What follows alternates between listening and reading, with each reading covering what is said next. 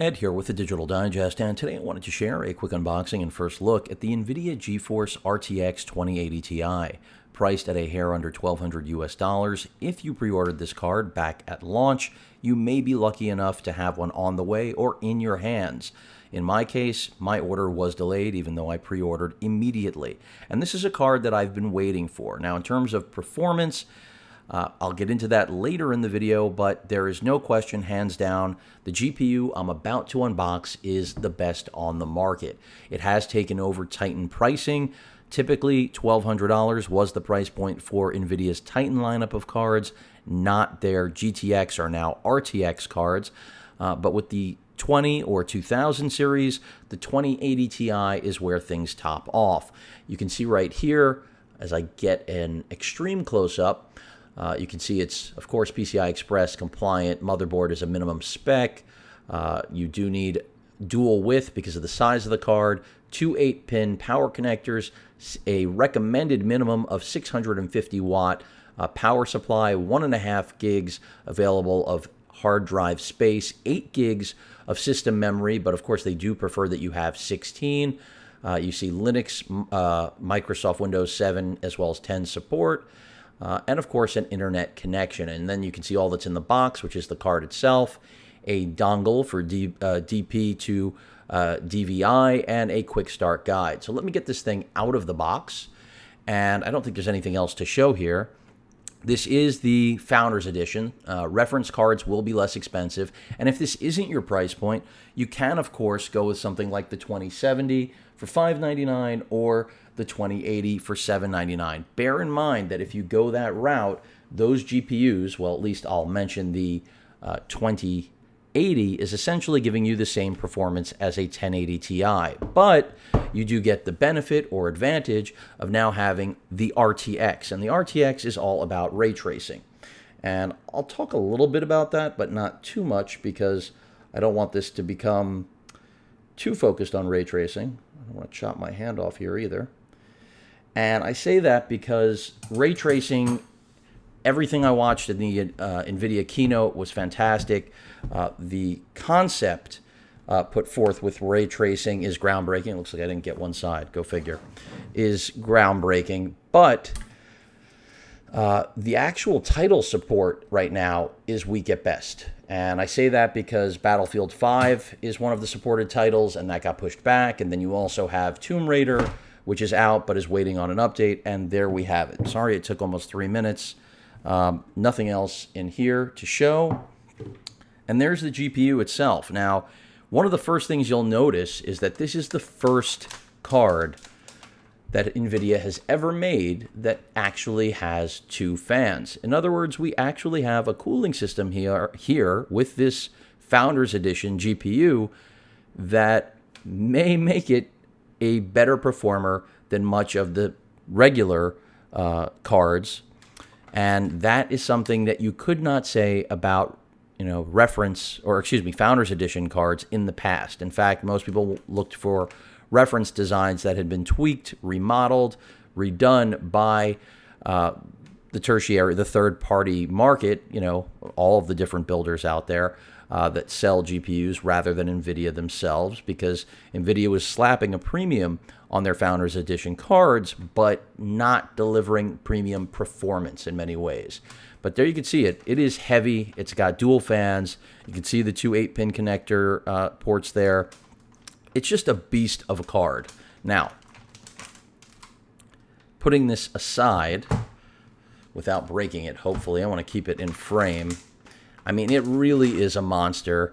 I'm assuming we've got a little bit of paperwork in here, and I do think NVIDIA should have given us, or this is just the included quick start guide that I mentioned before, NVIDIA should have given us, I believe, at least one AAA title, whether it was Battlefield or Tomb Raider, to show off ray tracing. Not the case.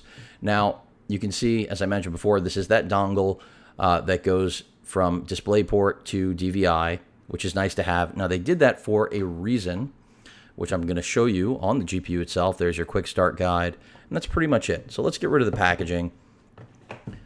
And in a way, you are getting a baby or I should say, a budget version of the Titan V. And that is a very good thing because that is a $3,000 GPU that really isn't designed for gaming, but rather deep learning, rendering, things of that sort. Let me go ahead and get the plastic off of this. And enjoy those sweet sounds of crinkling plastic. All right, so what is so special about the 2080 Ti? Okay, in terms of specifications, what we're looking at here, besides the rebuild and things looking different, let's get right down to it. And I'm giving this to you from not only a gamer's perspective, but someone who has been involved with NVIDIA in one capacity or another as an investor since 1998 or 1999. I don't own any shares of NVIDIA now, unfortunately, since it's nearly $300 a share. But I believed in them back when they were trying to just get, their first Xbox contract with Microsoft. And I believe they'll get back the entire console business in the next cycle. I could be wrong, but right now that's the only thing keeping AMD chugging along, because even if you want 1080 Ti performance, the 1080 Ti is still better than anything that AMD has to offer. So when you start to look at the 2000 series card performance, of course the 2080 kills everything AMD has, and then of course the 2080 Ti just puts everything to rest, even that NVIDIA has. But from one specific analyst, I remember at launch, the first thing, once the numbers really were crunched, was that you're paying a 60% premium for a 30% jump in performance, which doesn't sound like a value by any means. But I have to say, when you look at the landscape and the fact that NVIDIA essentially has this market on lockdown, and I say that again as someone who has followed their company grow from 300 million to 300 million to now nearly 200 billion. And trust me, I wish I had held on to that stock. God knows how many people I've told about NVIDIA over the years who thought nothing of it and then watched it turn into one of the biggest, bulls out there.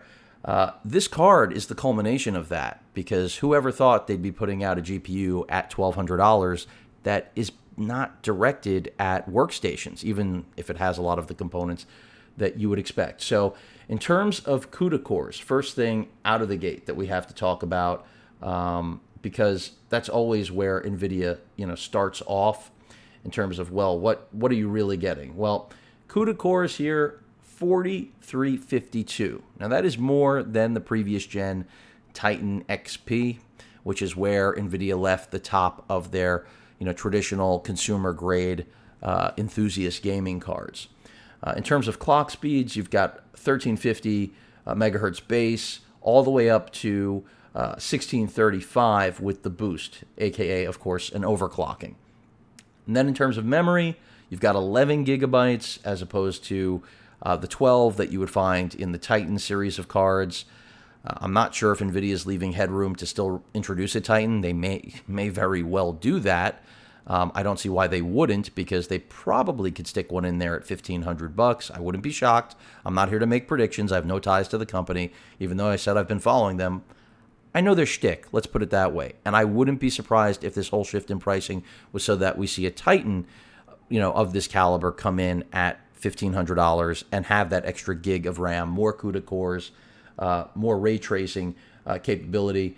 But again, 11 gigabytes of GDDR6, the memory path, 352 bits, memory bandwidth, 616 gigabits per second. And in terms of the actual video ports now, we have a Type-C, and that is a very good thing, because if you are utilizing VR headsets in any shape or form, you now have a single cable for everything, which is right there, far right side.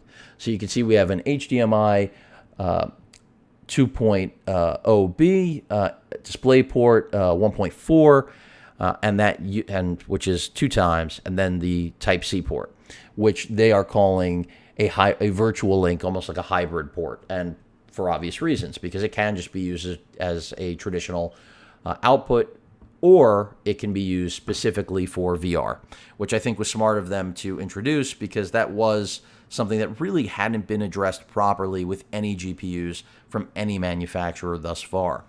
Now, back to the RTX. So why did we go from GTX to RTX? Well, it's ray tracing. And ray tracing essentially boils down to the way that light reflections, are portrayed within games. And this also has to do with rendering and CGI. I mean, this is going to be a blessing for the CGI realm beyond gaming, but it just happened to come to gaming first is what it comes down to.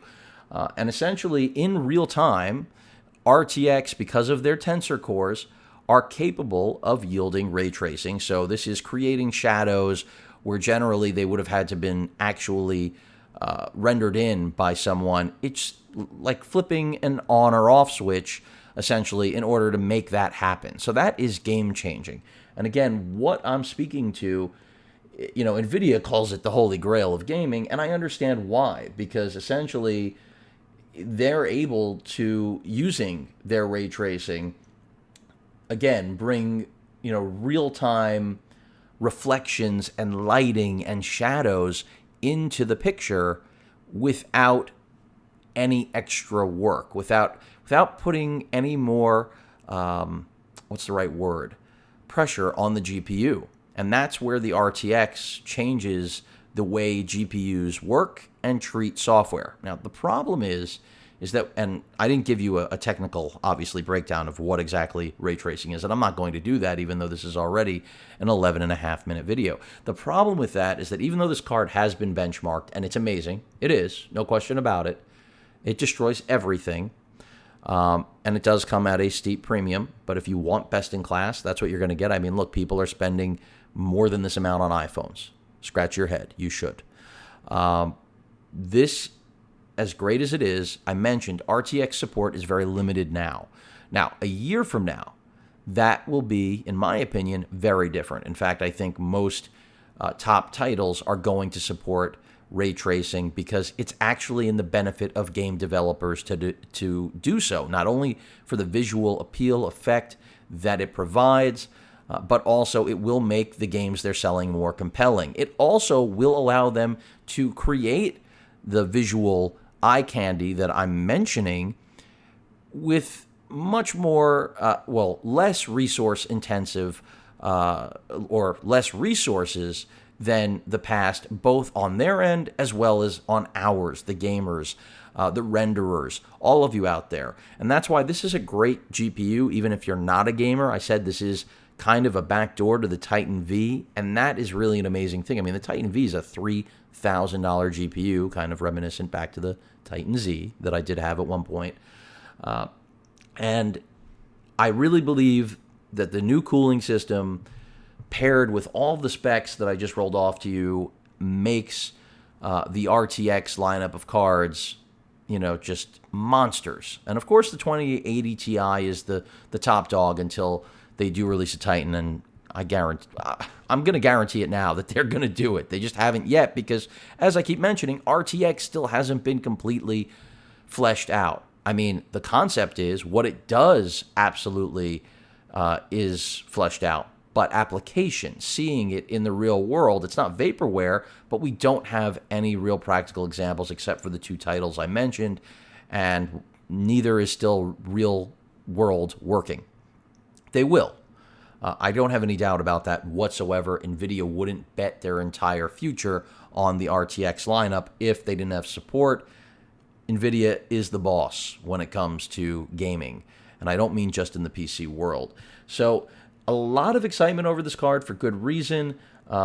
If you decide to go with the 2080, remember you're getting essentially the 1080 Ti, but with RTX. So if you were to say to me, Ed, which should I go with?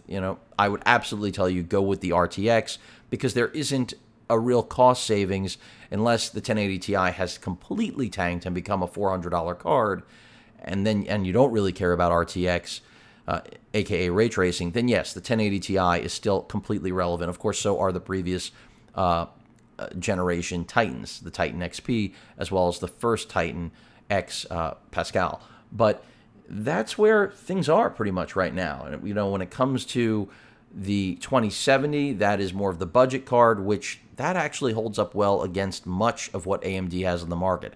So that tells you a lot about why NVIDIA did what they did at their keynote, why they increased prices without necessarily delivering the kitchen sink, even though they did reinvent the way games could look and could be processed. And also, I didn't mention, we have much higher efficiency on these GPUs for those of you that stream. So if you are someone that is on Twitch, or you do it simply for fun, or it's how you make your living, whatever it may be, all of the RTX cards do outperform the 1000 series, the Pascal GPUs, when it comes to handling essentially streaming while playing. You're not going to really have too much of a performance hit, where the previous gen did take a pretty solid one.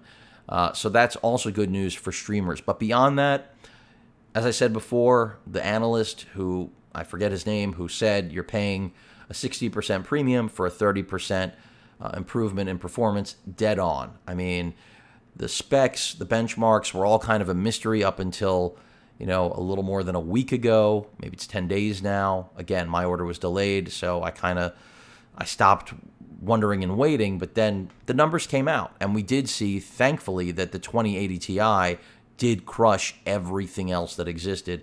And I have been working with a Titan XP, so if I'm working with a Titan XP, it tells you everything you need to know that this was the upgrade I was waiting for. And I do expect that RTX support to be down the road in 2019. I know, taking it on today, it's not going to be widely supported. In fact, it's not even narrowly supported. And I know I said this video would be quick, but as I said, this is one of the most important pieces of not just PC hardware, but, any kind of technological hardware out there right now, because of what it represents, not only for gaming, but when I think about rendering, for architecture, for movies, all of these things. Ray tracing is a critical component that all of a sudden, as I keep mentioning, has become an on-off switch, which is an amazing feat that NVIDIA has achieved. Now, whether or not it will be amazing for gamers like you and I, even though I will be using this for rendering as well, and video editing and other applications, that's where the question hangs in the balance. And I do think the answer will be yes. Otherwise, I would not have purchased this, nor would I be sharing it with all of you. But that pretty much rounds things out. So yes, most expensive GPU on the market right now in terms of latest and greatest. Do I think a Titan Turing is coming? Absolutely. I definitely think NVIDIA has that up their sleeve, and it's only a matter of time. And if you are impatient, you're going to pay a major premium. I've seen these cards already selling for around $2,000, and I am not surprised. That's why I pre-ordered this instantly, because if you are a PC gamer, then you know that the market's been dry for literally the last 2 years. Whether that's intentional or unintentional, I'm not going to get into. But now is your opportunity to hop on a new GPU and have it now, rather than wish you had ordered it for the next 8 months. And so that's why it's sitting here on my table. But that rounds it out. The unboxing and the rant about the brand new 2080 Ti. Do I think it's worth $1,200? Well, that really depends on what you plan on doing with it. If you're running games in 4K like I am, or you have any type of ray tracing applications, then absolutely. Could you get away with using last gen's top of the line? Of course. I could live with my Titan XP. There's nothing wrong with it. It's a fantastic GPU. I mean, the performance is top notch. Am I going to gain a tremendous amount of frames with this? No, I'm not. But I do expect to have some future proofing that I know I do not have with my Titan XP. And my Titan XP becomes a very, very solid backup GPU in the event that anything ever happens with this. Not that I've ever had that happen, other than when a hurricane destroyed it, the first Titan X Pascal. But that's pretty much it. So there you have it. Again, the NVIDIA RTX, still a GeForce 2080 Ti. Any questions or comments, please feel free to post them. Hit that like button. And as usual, please feel free to subscribe. Later.